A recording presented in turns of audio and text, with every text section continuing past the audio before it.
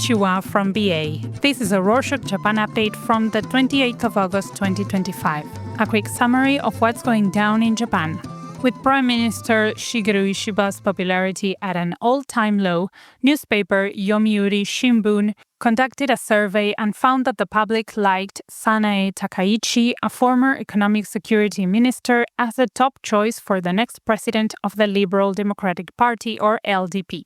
24% of people who voted in the survey picked Takaichi, while 21% chose Shinjiro Koizumi, the current agriculture minister, and only 14% preferred Ishiba. Most of the people who voted for Takaichi were younger, while older voters preferred Koizumi. Interestingly, it also tended to be men who backed Takaichi, the female candidate, while women favored Koizumi. Overall, over half of the people surveyed wanted to hold the LDP leadership election early. Just another sign of how much people want to toss out Ishiba. Speaking of unpopularity contests, Toyoaki in Aichi Prefecture, central Japan, recently proposed a very unpopular ordinance to limit residents' leisure use of smartphones and tablets to 2 hours daily. If the ordinance passes, it would go into effect on the 1st of October. It wouldn't actually punish anyone for not keeping to the 2-hour restriction. The city would simply encourage healthy screen time habits, particularly for children. Toyoaki's mayor said that the ordinance recognizes smartphones as important tools but hopes to promote balanced use rather than restrict rights. No surprise, this went semi-viral on Twitter, with many users commenting on what a bizarre proposal this was, and the city would be better off restricting overtime or saying people need to get a minimum of 8 hours of sleep. However, it also raised questions about how much screen time is healthy, especially when it comes to children, as some studies suggest that too much of it can harm their development. In unrelated news, prosecutors raided the offices of Akira Ishii, an upper house member, on Wednesday the 27th over allegations that he fraudulently collected an AIDS state-paid salary. Investigators searched his offices in Tokyo and Ibaraki, north of Tokyo, for evidence. Ishii is a member of the Japan Innovation Party and has served in politics since 2009.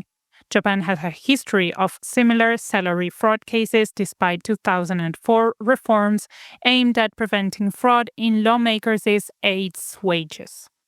There was another salary fraud case not too long ago, so many online had a similar reaction. Here we go again. Many seem quite jaded about the whole situation. In a tragic turn, Mio Takeuchi, a 3-year-old girl, died in Fukuoka City, southwestern Japan, after falling from her family's 6th-floor apartment balcony on Sunday the 24th. Her parents and older sister were home at the time. Police believe she climbed over a 1-meter or 4-foot railing before landing on the building's entrance roof.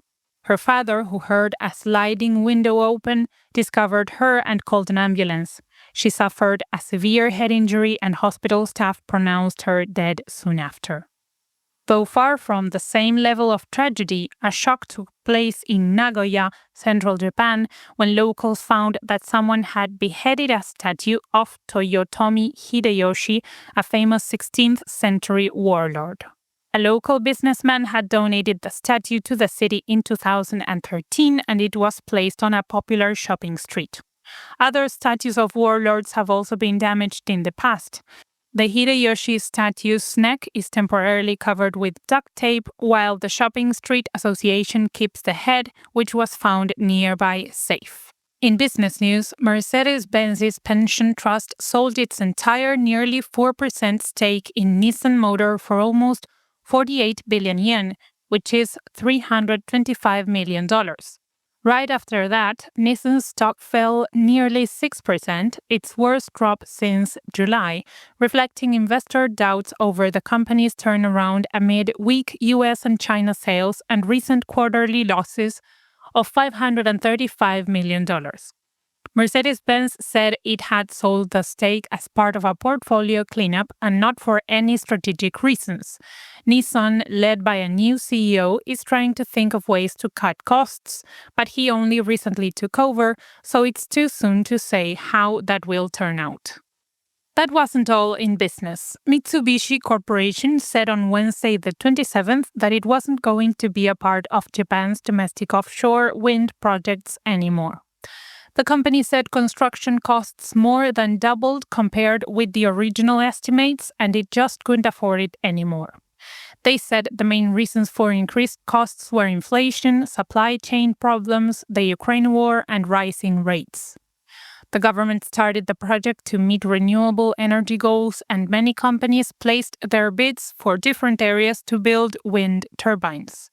Mitsubishi had won the bid for 2 prefectures in 2021, promising to build 134 wind turbines in Chiba in the east and Akita in the north. Officials and local leaders said they were disappointed and that canceling like this hurt trust in the company, industry development, and job creation. On another note, JPYC, a Tokyo startup, recently said it would launch Japan's first yen-pegged stablecoin later this year after completing registration.